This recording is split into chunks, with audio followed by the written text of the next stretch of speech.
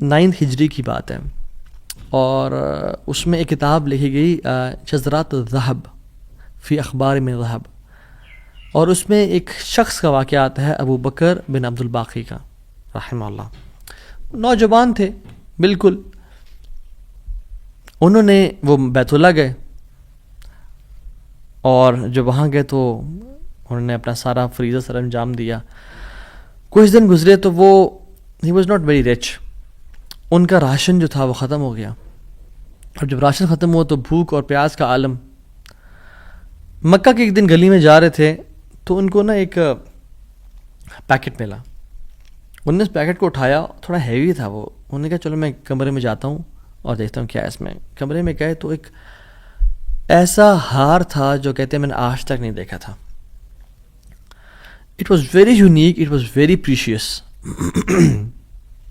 کہتے ہیں کہ میں بڑا حیران ہوا یہ کس کا ہوگا۔ خیر الٹیمیٹلی میں نکلا اپنے کمرے سے باہر، حرم کی طرف آ رہا تھا، تو مکہ کی گلیوں میں میں نے ایک دیکھا، ایک شیخ یعنی ایک بزرگ انسان تھا جس کے ہاتھ میں 500 دینار تھے، اور وہ اناؤنسمنٹس کر رہے تھے کہ میرے گھر والوں کا ہار گما ہے، جس شخص کو مل جائے وہ مجھے دے، میں اس کو 500 دینار دوں گا۔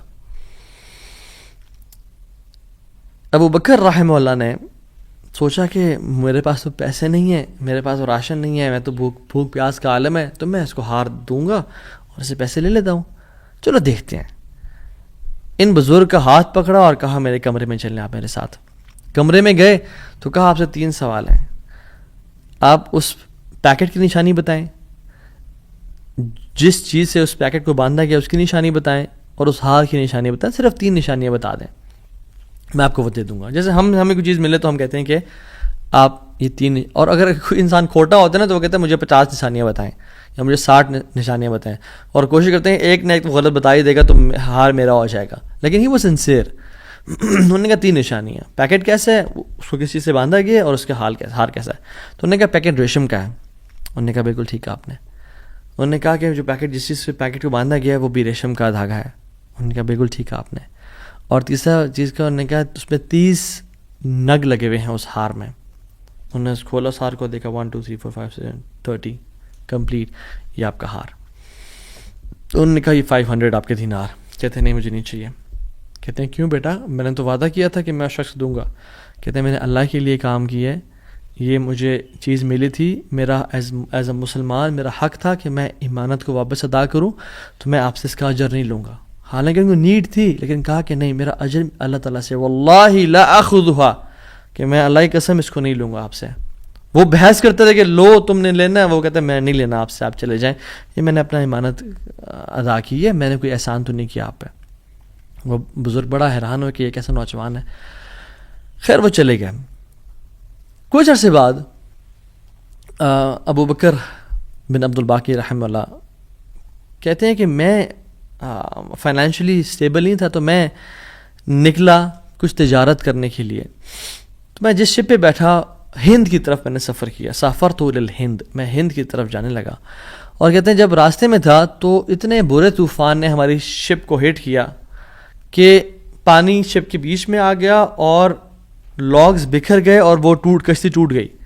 کچھ لوگ ڈوب گئے، کچھ لوگ چیز چلا رہے تھے۔ میرے ہاتھ میں ایک لکڑی کا بہت بڑا ووڈ لاگ لگا، لکڑی کا ایک پھٹا سا لگا، میں نے اس کو زور سے پکڑ لیا، وہ مجھے جو ہے نا وہ سلولی اینڈ گریجولی کنارے پہ لے آیا۔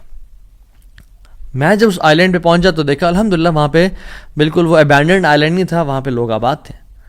کہتے میں جب اندر گیا آئی لینڈ کی طرف اور دیکھا الحمدللہ مسلمان لوگ تھے، اور وہاں پہ مسجد بھی تھی اور گھر بھی بنے ہوئے تھے، تو کہتے ہیں میں سیدھا مسجد چلا گیا۔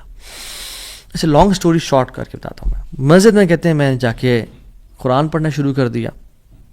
جب قرآن پڑھا تھا تو ایک مزدور آیا میرے پاس اور کہتا ہے کہ آپ تو بڑا پیارا قرآن پڑھتے ہیں، اور ہمارے تو اس آئی لینڈ پہ آپ کہاں سے آئے ہیں؟ ہمارا تو اس آئی لینڈ پہ یعنی کوئی اچھا قاری نہیں ہے موجود کہ جو قرآن ایسے پڑھے، ماشاءاللہ یو ریسائٹ بیوٹیفل قرآن، تو آپ ایک کام کریں، آپ پلیز میرے بچوں کو پڑھا دیں۔ سلولی اینڈ گریجولی لوگ آتے گئے اور ان کو اپنے بچے پڑھاتے گئے، اور وہ ابو بکر رحمہ اللہ اس مسجد کے بڑے نوبل شخص بن گئے کہ لوگ ڈیمانڈ تھی بہت زیادہ، قرآن پڑھ کسی کو آتا نہیں تھا، تو انہوں نے اپنے بچوں کو لایا اور لوگ بھی پڑھنا شروع ہو گئے، اور ان کو اس مسجد کا ایک طرح سے لیڈر بنا دیا کہ آپ اس کو رن کریں۔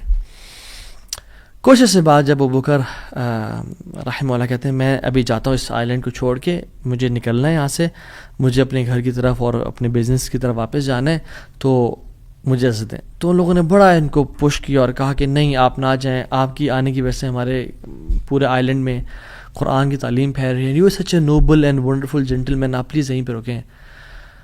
تو انہوں نے کہا کہ نہیں بھائی میری لائف ہے, میں نے شادی بھی کرنی ہے اور سب کو. کہتے ہیں ہم آپ کو یہاں پہ رہائش دیں گے, ہم آپ کو یہاں پہ شادی کرائیں گے آپ کی, آپ یہاں پہ رکیں. تو انہوں نے کہا چلو ٹھیک ہے, اگر میرا معاش کا سلسلہ چل پڑتا ہے قرآن کو پڑھا کے اور باقی کام شام کر کے اور مجھے گھر اور بیوی مل جاتی ہے تو I can think to leave here. انہوں نے ان کی شادی کر دی ایک عورت سے, اور کہا کہ یتیم لڑکی ہے اس سے آپ کی ہم شادی کرتے ہیں. ہے تو وہ یتیم لیکن ہے بڑی مالدار وہ, کیونکہ اس کا باپ جو تھا وہ بڑا رچ انسان تھا.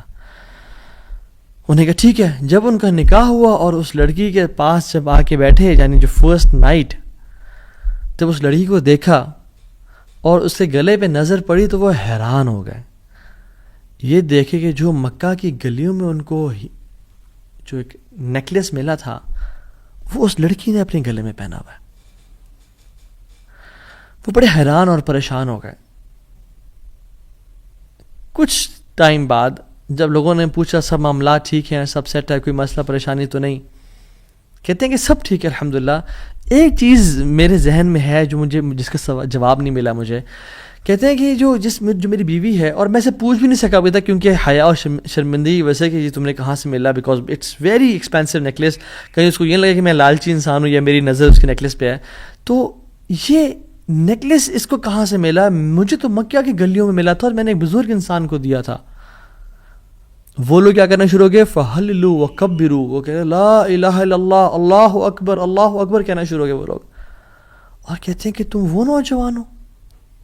کہتے ہیں کہ اس کا باپ جو اس علاقے کا ایک بڑا انسان تھا, وہ ہمارے پورے اس علاقے میں ایک کہانی سنایا کرتا تھا کہ ایک شخص مجھے ملا, اس شخص سے زیادہ نیک انسان میں نے آج تک نہیں دیکھا, اس سے زیادہ امانت دار شخص میں نے آج تک نہیں دیکھا.